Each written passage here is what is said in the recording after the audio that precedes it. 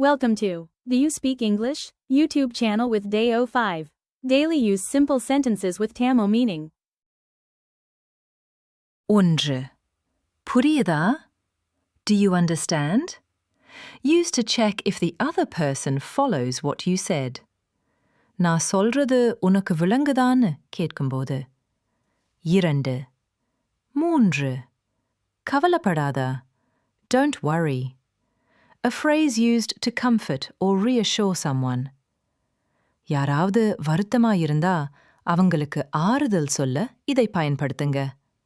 நான்காவது இங்கேயே இரு. Stay right here. Instructions for someone not to move from their spot. எங்கேயும் போகாம இங்கேயே நில்லுன்னு ஒருத்தர்ட்ட சொல்லும்போது.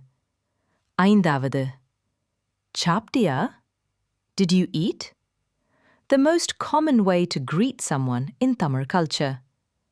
நலம் விசாரிக்கும்போது முக்கியமா கேட்கப்படும் கேள்வி.